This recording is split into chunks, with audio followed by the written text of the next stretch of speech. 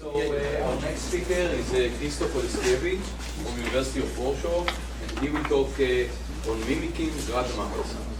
Thank you very much. Thanks to the organizers for the invitation. So I would like to talk about two different things actually. I will slightly extend the subject of my talk, but I will start with mimicking Rademacher sums. So just a very quick introduction to the notation.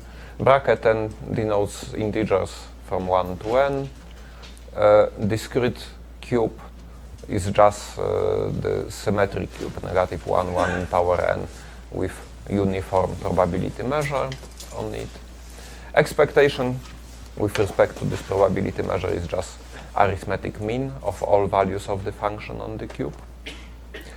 LP norm is defined in the usual way. We just compute the pth absolute moment and take the pth root of it. We'll also consider the scalar product defined in a standard way. So when we have two real valued functions on the cube, the scalar product is just expectation of their usual product. So we average over all vertices products of the values of the functions. And this coincides with the notation for the second norm. And we'll consider the Hilbert space of all real valued functions on this discrete cube. This is finite dimensional, so actually it doesn't matter that much whether we consider L2 norm or any other norm in terms of topology of the space. But later on it will be useful to view this as Hilbert space at some point. And this is 2 in power n dimensional Hilbert space. So as like 90% of people here know, and probably 100 people in the audience, we can consider Walsh functions on the discrete cube. So given a subset A in bracket n, we define Walsh Fourier functions WA as a product of coordinates that fall into the set A, and W indexed by empty set is identically 1. We also denote by Ri Rademachers, meaning Walsh functions indexed by singletons. This is just coordinate projection on the cube. And therefore R1, R2 up to Rn is a Rademacher sequence. So because on the cube we have a product measure, uniform product measure, this means that after projecting we will get independent symmetric plus minus 1 Bernoulli random variables. Okay? So that's the standard notation. And just to remind you, the Walsh function has expectation 0 if A is non-empty, and otherwise it has expectation 1, of course, because this function is identically 1. And this means that Walsh functions form an orthonormal system. This is just an example, but I will not stop on this because all of you know this stuff, I guess. So this means that any function, any real valued function on the cube admits the unique Fourier Walsh expansion. So f hat A will be just the Fourier or Walsh Fourier coefficient in this expansion for a function, and of course we read this coefficient just by taking scalar product with a Walsh function. Okay, so that was just to remind you the basic things and to explain the notation that I will use. And now let capital F be some number greater or equal than 2 to make things non-trivial. And by Vn we denote the linear span of all Walsh functions indexed by sets with cardinality greater than n. So I will call them briefly high frequencies, all frequencies higher than n. And now the thing that I would like to describe in the first part of my talk is related to a problem that I was asked by several people in Poland, Robert Bogucki, Michał Wojciechowski, but also Piotr Nayer, who is here. So for various reasons they came to me with the following question. Assume that you have a function on the discrete... Well, they came independently actually, but the reason they came with a similar question, each of them formulating it in a slightly different way, was interrelated. Because they were working on similar things and they wanted to construct a similar thing And actually what I showed was that what they are going to do doesn't work. So as usually I'm talking about negative things, you know, Polish people are pessimists by nature. I found it attractive to exploit this national tendency and then tell you about the things that make the world worse place, right? So we consider on the discrete cube just sum of n Rademachers. And actually, the thing that I will discuss, I will only restrict to this sort of Rademacher sum. Actually, you can extend the methods and almost everything that I say to general Rademacher sum. But then the proofs get a bit more complicated. I just want to tell you the proof so that you can actually get the understanding of it. So I'm telling you this proof in the simplest case. And actually, that was the case that they were interested in. But the methods can be extended to general Rademacher sums. And the question, at least in equivalent formulation, was to estimate the distance of this Rademacher sum, the sum of all coordinate functions, from the space Vn of high frequencies. And of course, L2 distance is trivial, right? You cannot approximate such a sum better than just by function 0, right? This is just projection on the space, orthogonal projection on the space Vn. And then, of course, this distance is square root of little n, which may be a huge number. And during the talk, I would like to imagine the capital N as a relatively small number, like 10 or 15, and the little n going to infinity. Actually, the statement can be in a way understood in an asymptotic way when a little n goes to infinity. Okay? So in L2 norm, this is hopeless.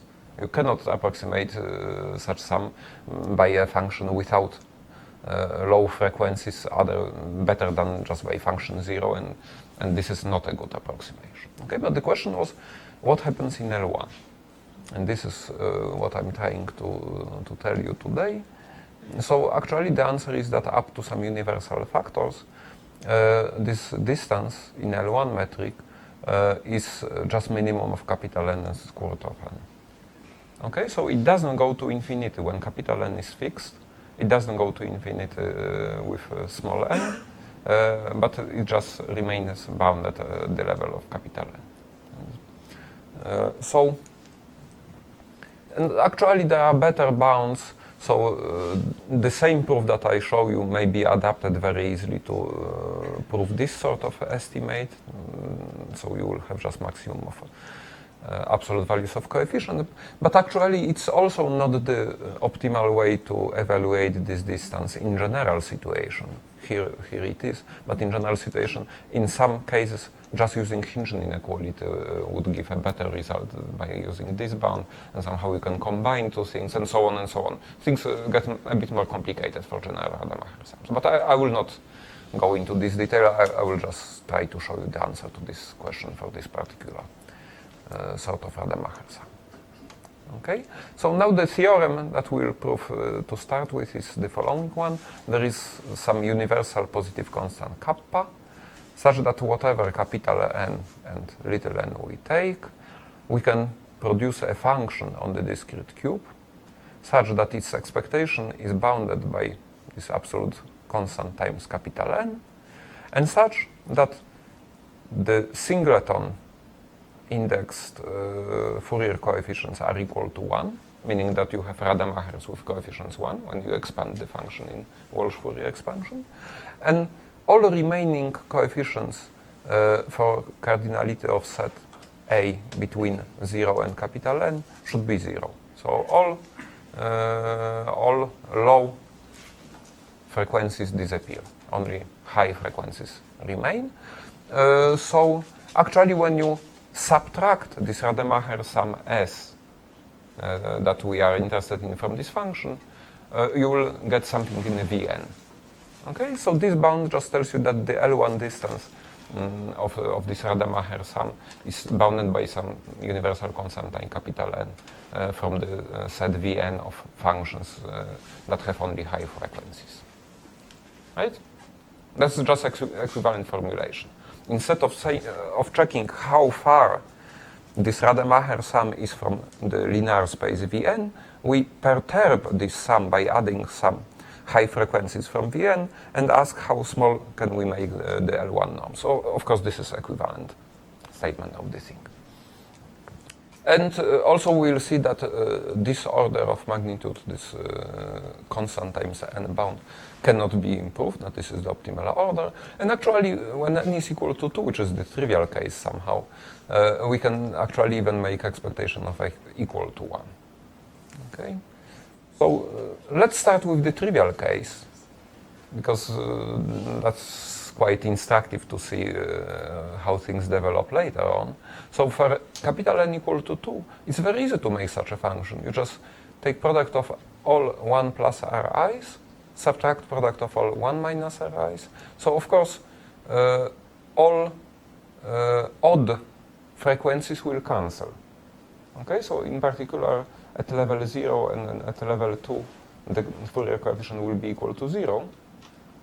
Okay, and on the level 1, for Rademachers, we exactly get the coefficients once after we multiply everything and cancel things. Okay, so this is clearly the function that satisfies the conditions of our theorem. It has Fourier coefficients at singletons equal to 1, and for 0 and 2, in case capital N is equal to 2, for these cardinalities, clearly the coefficients disappear. So obviously this function satisfies the conditions, and actually its expectation is equal to 1, just because expectation of this is 1, this is 1, and they have disjoint support.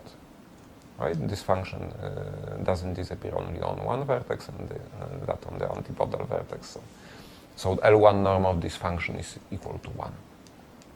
Okay? And also you cannot hope, at least in case n equal to 2, for any better bound on the expectation, just because we want expectation of f multiplied by a Rademacher be equal to 1. Right? We want to read the Fourier coefficient. And of course this implies that expectation of absolute value of f is greater or equal to 1. Right? Just by a pointwise inequality.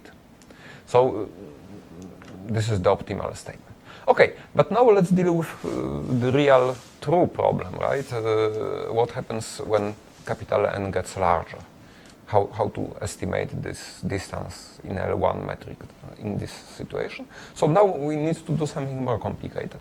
So the technique that I will describe, the method, actually was used many times before in approximation theory.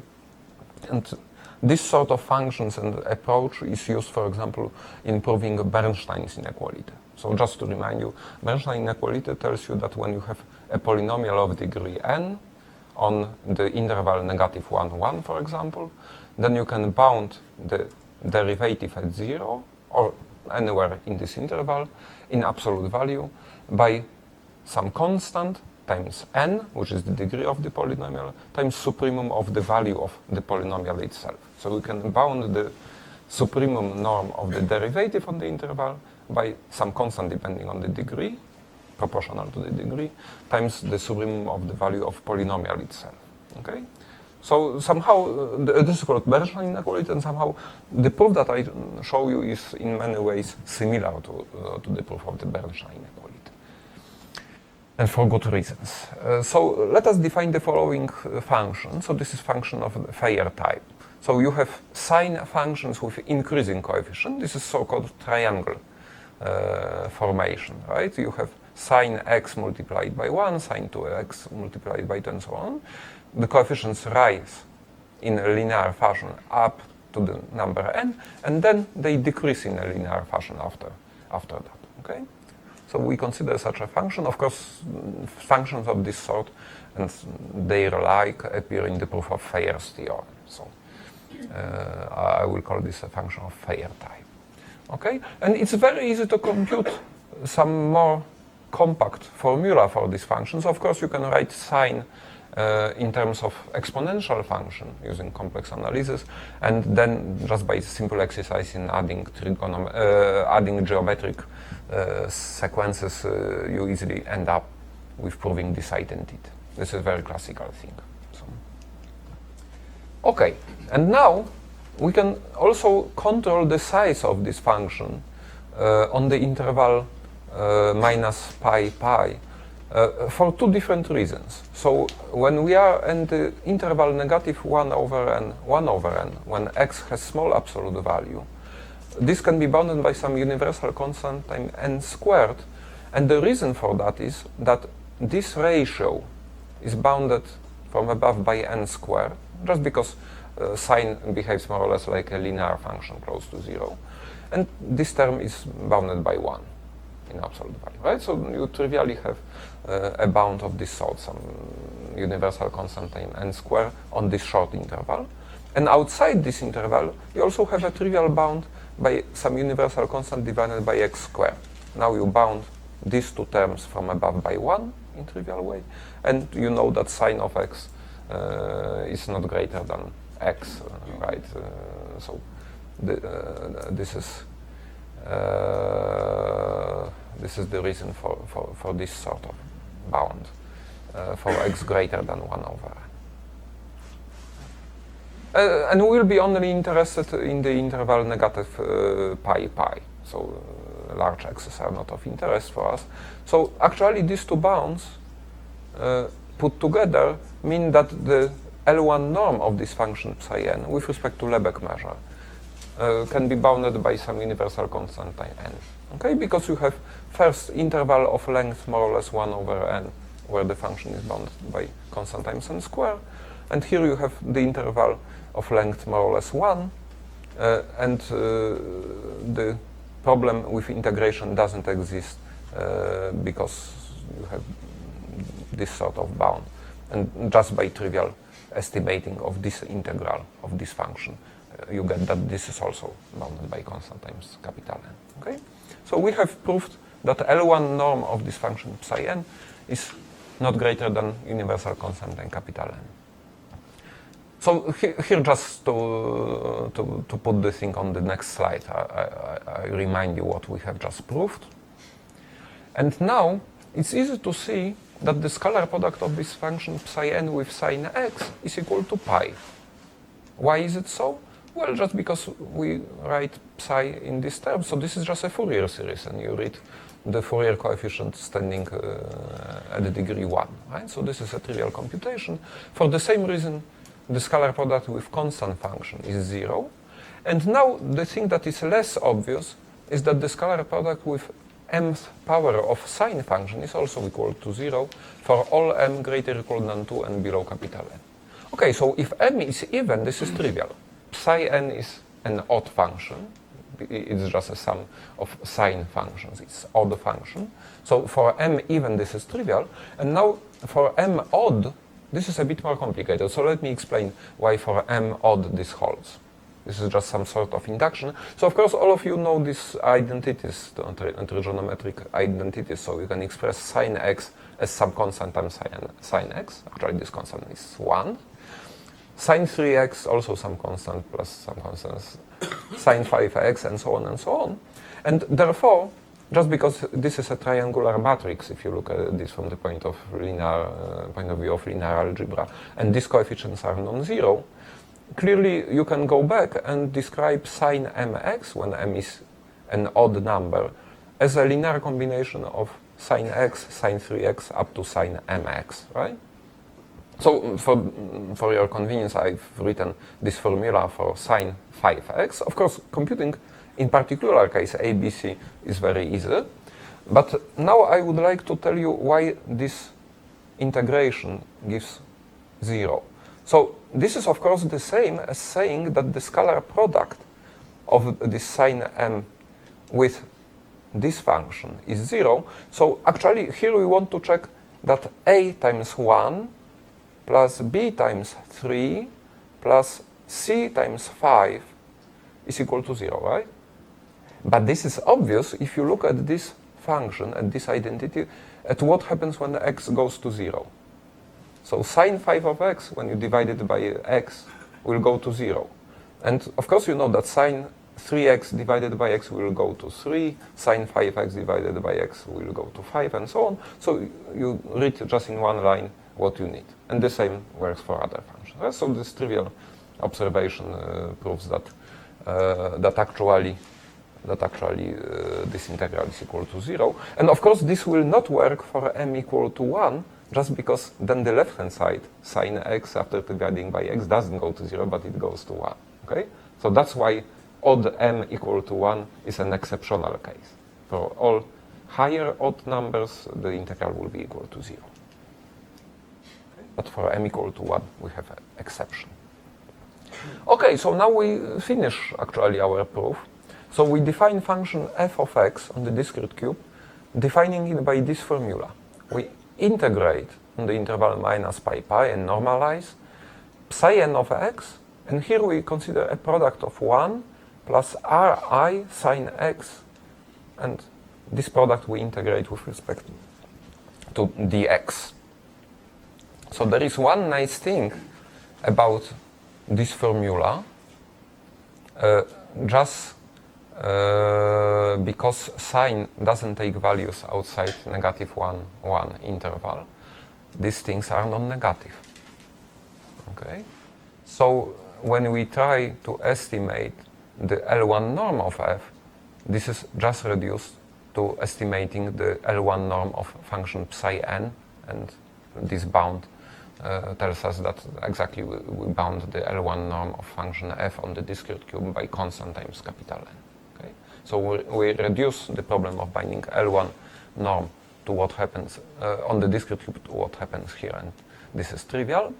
And on the other hand, we can ask, and what about frequencies? Does this function f defined in this way satisfy our main assumption that all frequencies 0, 2, 3 up to capital N disappear?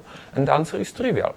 Just when you multiply everything with everything and you use the fact that integral is a linear functional, you end up seeing that the coefficient standing at Walsh indexed by set A is psi n of x times the power of sine, which is cardinality of the set A, integrated over interval minus pi pi. But we chose function psi n exactly in such a way that all these coefficients will disappear, except in the case of n, of the cardinality of the set A being equal to 1. Okay? So we just chose function psi n in such a way to kill all these coefficients. Okay? That's more or less the end, and those of you who know proofs of Bernstein inequality can see that this is actually sort of transferred proof of Bernstein's inequality in the discrete cube setting. So now to discuss the optimality of the bound. So now let's consider the cube negative 1, 1 of degree of dimension n square. And we will prove that on cube of this size, every function that satisfies our conditions, namely for singletons the Fourier coefficients are equal to 1, and for all other a's of the size 0, 2, 3, 4 up to capital N, the Fourier coefficient disappear, that whenever we take such function, then expectation must be greater than some universal constant times capital N. Okay? Which shows that in particular that in the previous theorem, the capital O of n bound was optimal, that you cannot do better. Okay? So now, of course, we want to prove it for every function. Right? Then we're satisfied just with showing an example of single function, and now, yes? So you're saying you have to prove it for every function, but in fact, is not it true that it's enough to show it for symmetric functions? Like that are, because by yeah, well, at least in this statement, because coefficients standing at all Rademachers are equal to 1, the thing is symmetric, and of course you can restrict to symmetric. And then you can symmetrize, yes. And then you can play it back to one dimension. Yes. And when you do it, these kind of things are known. Like yes, and this is actually what will happen. Yeah, I don't claim that this is any difficult here. But actually, the proof that I will show can be extended to non-symmetric situation, and then it works as well. Whereas the thing that we are talking about wouldn't apply so naturally. Yeah, but you are right. Here, because of the symmetry of the coefficients, actually we can reduce things very easily to one-dimensional thing and use very well-known facts. Yeah. In this particular case, proving the bound from below is quite easy. But the proof that I will show you here has the advantage of being extendable to general case. And also I think it has some nice feature of its own. Okay, so now let's consider two functions. So we have some fixed capital N, and we want to prove that when you have functions satisfying this condition, we want to prove this lower bound. So to do that, we define two functions. Wn is just a polynomial. This is a finite sum, and here are only power functions. So this is some polynomial of degree at most capital N. And this is some infinite series, but it's very nicely convergent just because these denominators increase very quickly. And of course, when you put these two things together, you just get the series for the sine function, right? So this is a trivial observation. And also for t, the argument t that is between n over 6 with minus n over 6, we can very easily bound the absolute value of this function, of this tail part, and prove that this is not greater than 2 in power minus negative n. We just estimate it in a very brutal way, term by term, using triangle inequality, and using the trivial estimate, showing that m factorial is greater than m over e in power m. So when you do that trivial computation, you end up seeing that this thing on this interval is negligible. It goes to 0 exponentially fast in capital N. Okay, on the other hand, this implies that Wn on this interval is bounded, say, by 2. Right? Just because these two functions together give sine function that is bounded by 1, and we know that this second factor is very small. Right? So this means that this polynomial Wn is bounded, for example, by 2. Actually, you can, of course, improve this bound to something very close to 1. We will not need that. Okay, so this justifies this inequality. 2 times first absolute moment of f obviously dominates this quantity just because the absolute value of Wn, of this polynomial, is bounded by 2 on this interval. And we only need to know what happens on this interval just because we add up n square plus minus 1s and divide by n and 6, right? So clearly, whatever value these Rademacher functions take, always this normalized sum will lie in this interval. Okay, so the bound can be applied. We have this trivial estimate here. But now, on the other hand, I claim that we can replace function f in this expectation just by sum of Rademacher's Ri. Why? Well, that's just because the coefficients in the Walsh Fourier expansion of function f are exactly as in the Walsh Fourier expansion of this function, right? This is our assumption about f, that all Fourier coefficients with sets A of cardinality 0, 2, 3, up to capital N disappear. And at cardinality 1, they are 1s. So these two functions, f and this sum, have the same Walsh Fourier expansion at levels up to capital N. But it's not important what happens for higher degrees, just because Wn is a polynomial of degree at most n. So when you take a polynomial in Rademacher random variables, you compute everything, multiply and so on. Things may cancel out, but actually you will get just a Walsh Fourier expansion of this thing, and no Walsh functions of degree higher than n will appear, right? So for this trivial reason, we have equality. We can just replace our function f by this Rademacher sum without changing the value of this scalar product. Okay, but now this quantity can be very easily estimated from below, just because you replace Wn by sine minus function Rn.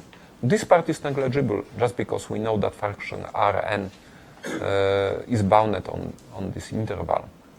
So this term goes very quickly to 0.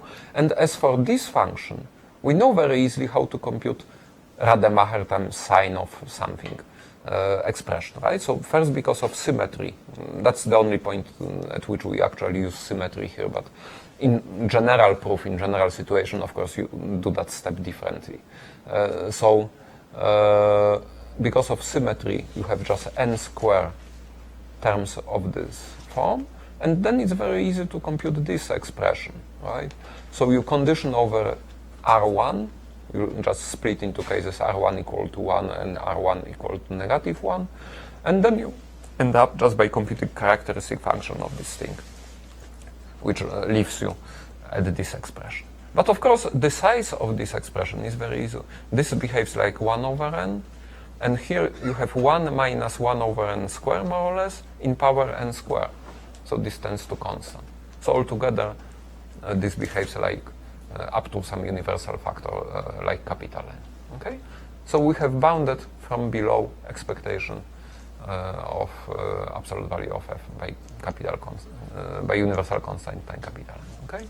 Now this proof can be easily modified to all small n greater or equal than n square instead of exactly equal. This is just a small modification. And the case when little n is below n square, which is not very interesting case, also easily follows. I will skip that. The slides will be preserved, so if you want to check details, you will have this slide. And also we have an upper bound that is trivial just by Kinchin. It's not exactly Kinchin, it's just comparison of first and second moment, right? When little n is very small, it's below capital N squared, then you can just bound this distance in L1 metric by the distance in L2 metric, which is trivial, and this ends the proof of this approximate equality. Okay. The other cases are trivial. The difficult part is what I showed you in detail. The other things just follow in few lines. Okay. So I think I have about 20 minutes remaining, right? Yes. Okay. So let me now pass to the second subject.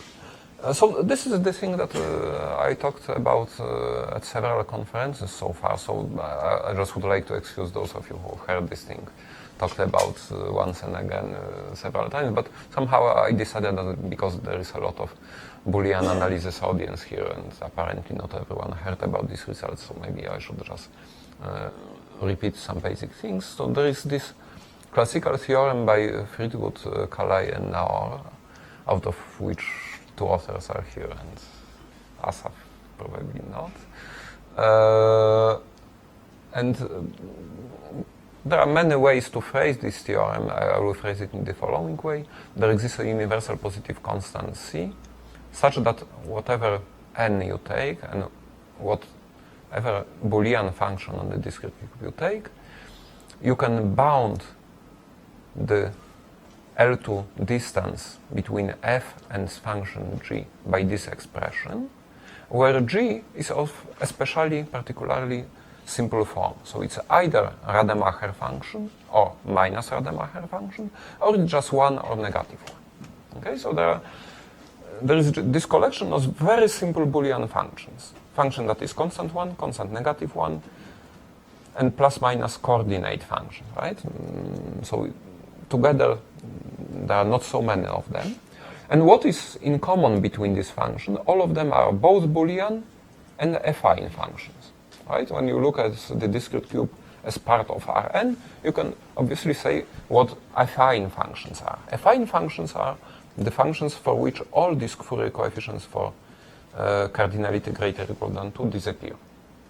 Okay, you only need, the only thing that remains if you consider affine function is constant part and some linear combination of Rademacher functions. Okay. So this is very easy to prove, that if a function is both Boolean and affine, then it must be just one of those functions. This is the trivial thing.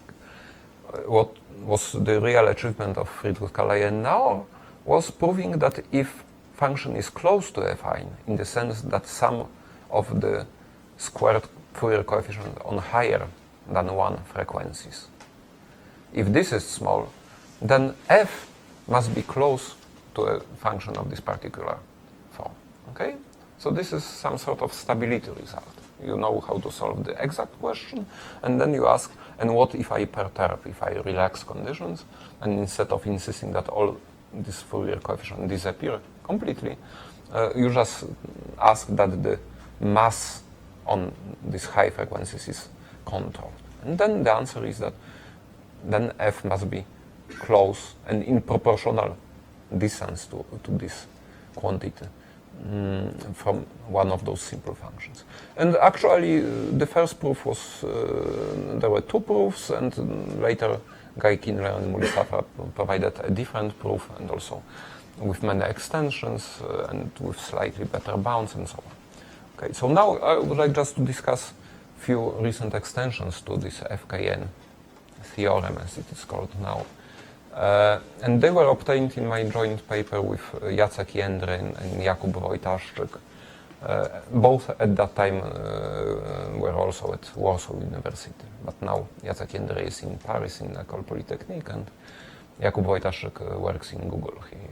He dropped the academic job, but I think he's still doing some computer science, so probably some of you might have heard about his work in computer science. Okay, and we hope that the paper containing this result that I will just sketch very briefly will appear in the theory of computing soon. It's conditionally accepted. We still have to change presentation, so I hope it will be published soon. Okay, so now I would like to describe the main trick that we use in this paper, and I would like just to phrase it in a very general way. So first step in the proof, and that was already in the FKN paper, the original one, is very trivial. So instead of considering the Boolean function... You're describing the proof, but did you describe the result? This is the result? No. Did you describe the proof of this? Or of no, I described the general framework, and then I will state just several results that will be used, that will use this framework. Okay? Of course, I'm not able to present all proofs. Statements. Yeah, I will just show some statements, but I also want to somehow tell you the basic general idea that underlies this new proof, which I think is good to understand what is new in this approach. Okay, so first step is very classical, and that was already in this first paper, and that's quite obvious, right? You start with this Boolean function f, and you replace it by its projection to the space of affine functions, right? You replace it by the closest in L to norm affine function you can find to it, which is just you take Walsh functions with Fourier coefficients of f, but up to the frequency 1, up to the level 1, okay? So you, just because it's much easier to study regular functions like Rademacher sums than to study a general Boolean function, okay? So the first step is that actually what we'll study is, we'll study this sort of affine functions and prove that if they take value in some way close to a Boolean function f that we started with, then you can learn something about these coefficients. Okay, that's the most natural first step.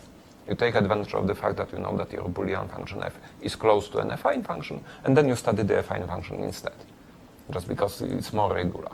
And you read properties of the coefficients of this affine function from what you assume about its closeness to some Boolean function f that you started with. So that's the first step, quite obvious one.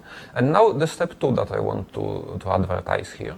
So this is a very general, very vague statement, but that's the main idea.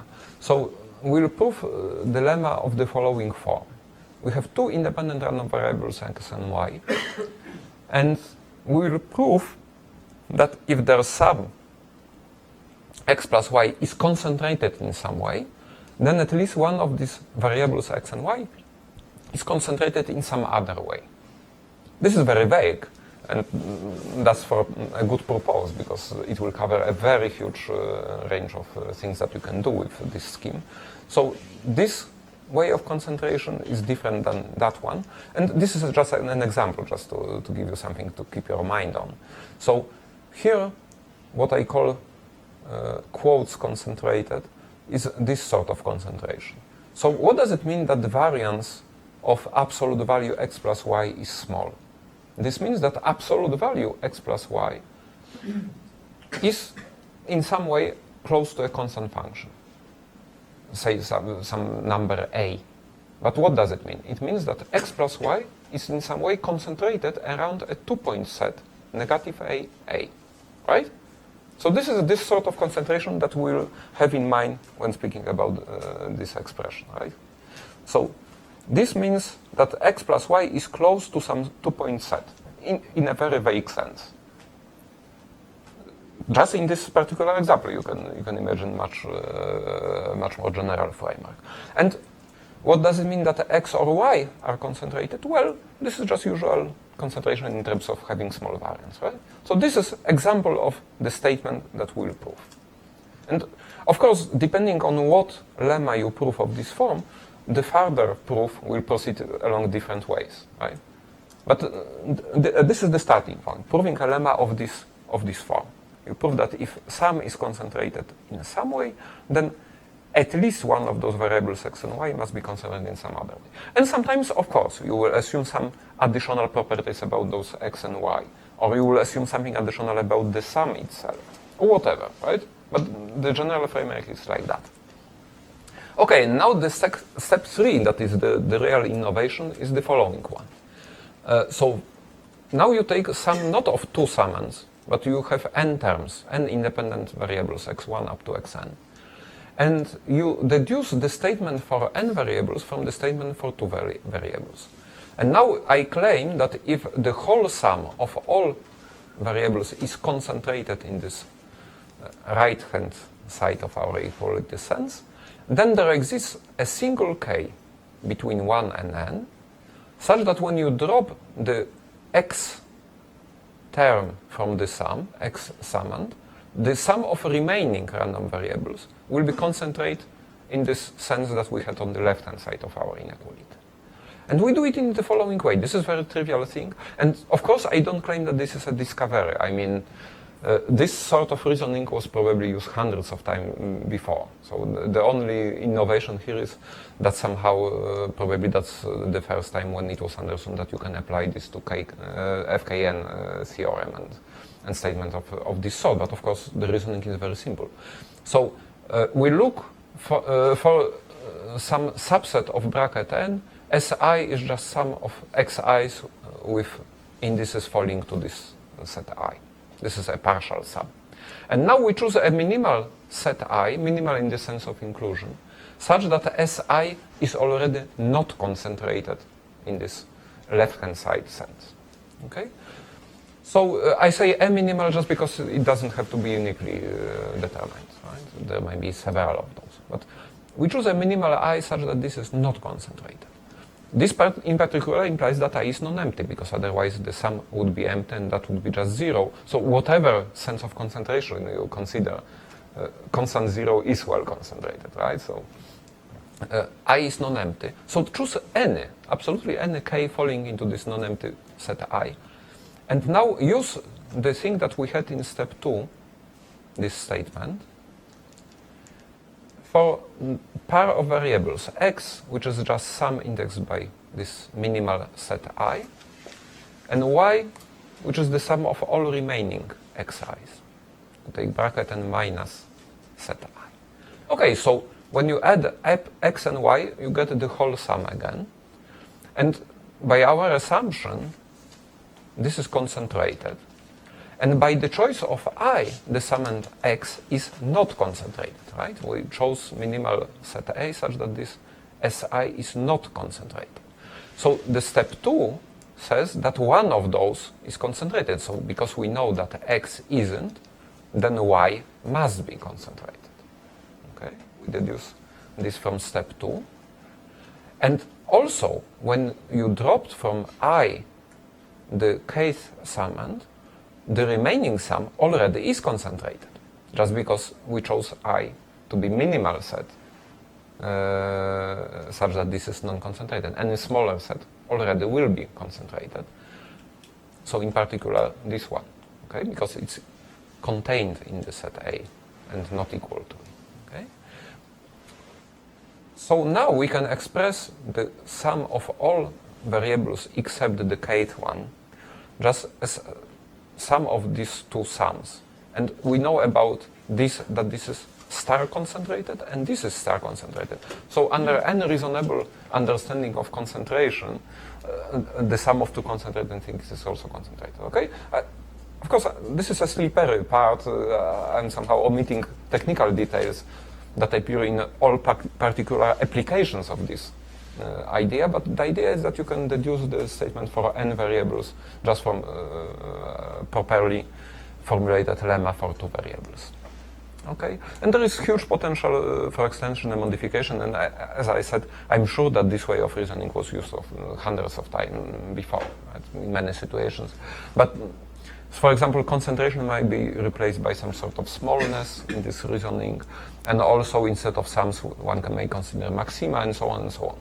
But in our works, we concentrated. We really worked in the situation when things are concentrated, and actually we consider sums. And still number of possible extensions, possible direction that you can follow is immense. So we got many results. I will just show you a very quick collection of some of them. So one of them is we start with this form of lemma. So here this variance of the absolute value of sum, and this is under assumption that one of variables x and y is symmetric. So when you add the symmetry assumption that at least one of those variables x and y is symmetric, then you can prove this sort of lemma with this constant, and then you deduce exactly in the way that I described a moment ago the following statement. When you have any sequence of independent symmetric random variables, then you can drop a single summand so that the variance of all remaining will be controlled by the variance of absolute value of the whole sum, and even if you shift it by some constant. Okay? So actually this holds with quite good constant. So this holds with constant which is 2 times this constant. So this is like 5.6. And there is a simple example of 3 Rademachers showing that in this theorem you cannot go with the constant below 2.7, say. So actually the constant that you get by this method is not very far from optimal, and that's probably another advantage of this approach. You have the conjecture on the optimal one? No, and I think it's more or less hopeless. So I know exactly what one can do to improve the constant. So one could prove this sort of lemma that is later used, not for 2 variables, but for 3 variables, for example, and try to apply the same trick, starting not from lemma for 2 variables, but for 3. But you know, even proving this isn't very simple, and I guess improving this constant is a horrible thing, and I don't think there is any reason to believe that there is any nice quantity that would appear as the optimal constant. But I don't know. Perhaps this is just the optimal one. But I don't see any strong reason to believe that. Okay? So actually, this result contains the FKN theorem just as a special case when you take Rademacher functions with some real coefficients. So from this, the FKN theorem follows immediately. Why? Just because you look at this, you remember the first step. We reduce our Boolean function on the cube to its projection to the affine function, and then you investigate properties of this function exactly using this theorem, and the assumptions from FKN tell you that this side is small, which means that variance of this affine function is small, which tells you that all coefficients except 1 disappear, right? And this leaves you with 1 Rademacher with plus or minus 1, or with a constant plus minus 1, actually. Okay, so I don't want to get into details, but this is very easy to read FKN from this statement. And actually, on the discrete cube, we are able to get some much stronger quantitative bound, which was also independently found by Ryan O'Donnell. But this other proof is completely of different nature, using hypercontractivity and some sort of self-improving bound. It's not very complicated, but it's of different nature. Okay. And now another thing that we can prove. So now let x and y be independent, just square integrable to make integrals make sense. And now assume that you can bound this quantity, then you can prove that the variance of x or variance of y is bounded by some linear expression in rho. Not quadratic, but linear. You're losing something. But actually, this cannot be done better. And then, in the way that I described, you get the following bound. And actually, it's easy to prove that this transition from rho square to rho cannot be avoided. Okay, so again, you have the same sort of statement. You drop one summand and you have the bound. But because you don't assume anything about variables, previously you assume that they are symmetric, you get a weaker bound. Okay, so those of you who attended the Arvid's Rubinstein talk several days ago recall that there was a different sort of bound that he discussed. And actually, we have... well, we didn't do it in our paper just because we were interested in this normalization. But actually, this is just one line change in the proof. So when you look at the proof of this lemma here, the way we prove this lemma is we establish two quantities, alpha and beta, which are some quite easy probability, tail probabilities. So we establish two quantities, alpha that is comparable to variance of x and beta that is comparable to variance of y, and we prove, which is like one line proof more or less, that this is bounded by some constant times rho square. So of course from this you immediately deduce that one of them must be below rho more or less, and from this you get this assertion. But actually, if you agree to add one more parameter to the game, namely you assume that you control the variance of the sum, which is sum of variances obviously, then you know that at least one of these two variances must be of the same size more or less as the whole variance, right? At least 1/2 of it. Which tells you that one of these numbers must be at least of the order of magnitude of the whole variance, and this immediately gives you the bound of this sort. Okay, and if you translate it, you get the statement that is not exactly the inequality that Arvid was talking about, but gives the same conclusion about Boolean function. And I guess that it's sort of equivalent if you look more carefully. But at least it looks different, but it gives exactly the same consequence for Boolean functions on the cube. So somehow these two statements are just different normalization, right? You add additional parameter and you control things better, but somehow formally this Rubinstein type bound is stronger, which is obvious because you control things using two parameters instead of one, right? But somehow getting this bound from our bound is just by adding one line to the proof of this lemma, and this is quite trivial, okay? So that was the master thesis of Arvid. And just to finish, I'm out of time already.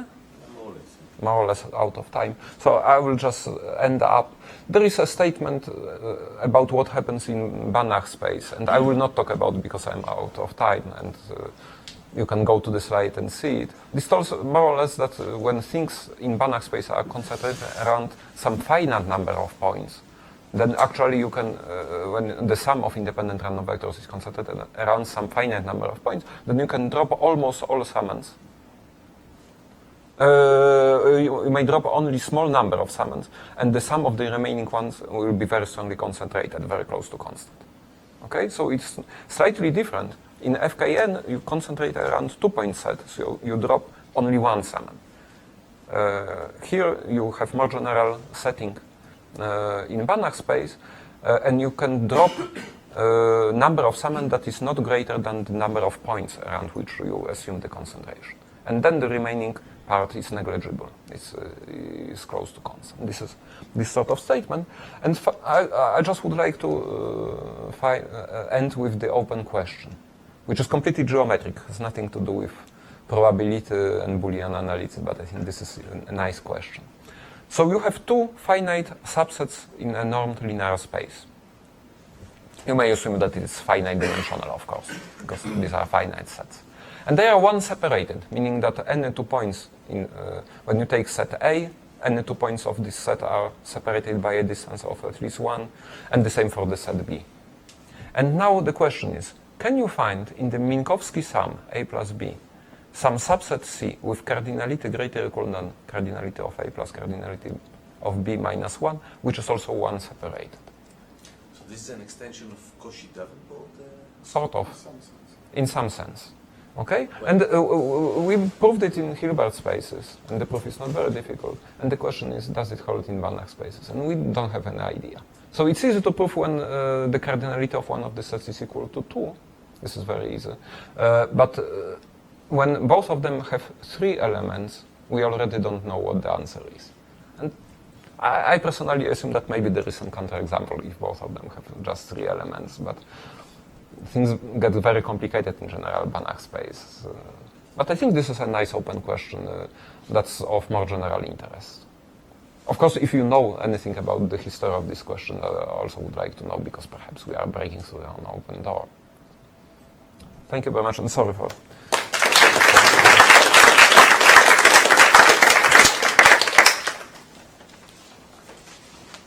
Questions, remarks?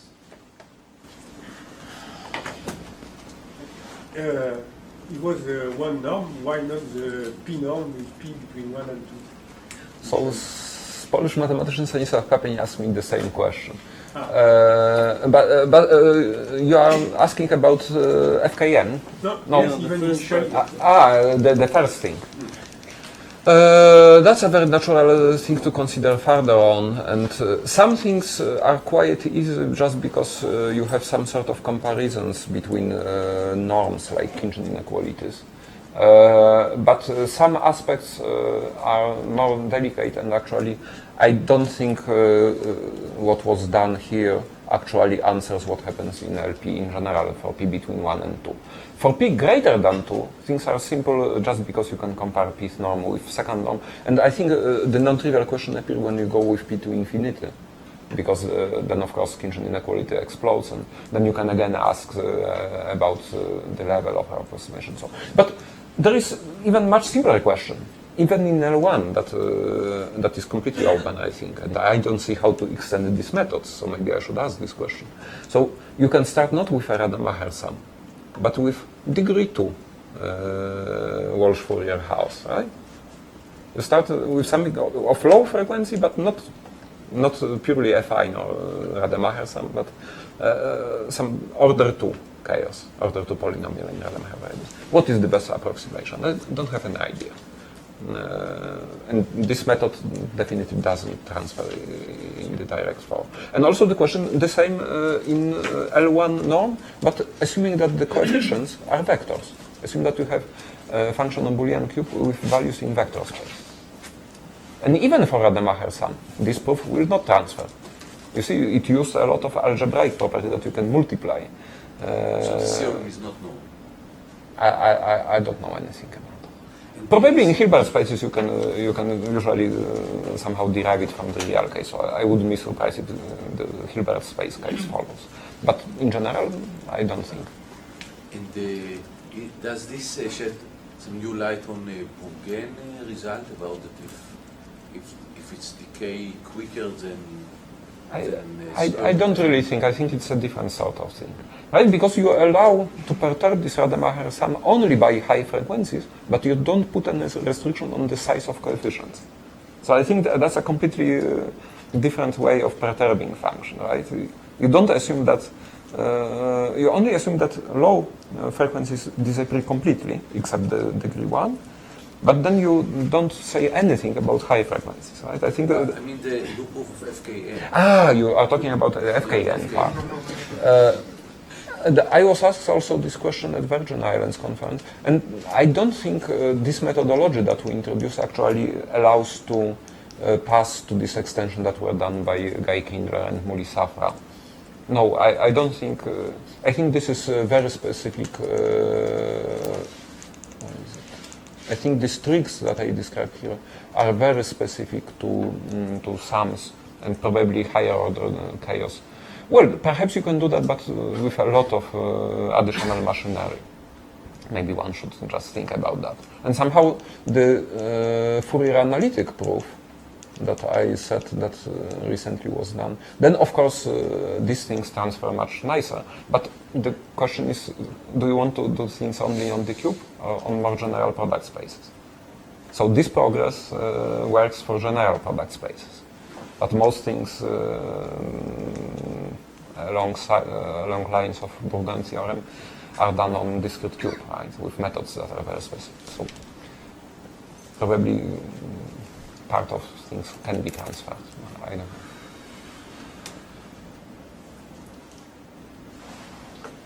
Okay, thanks.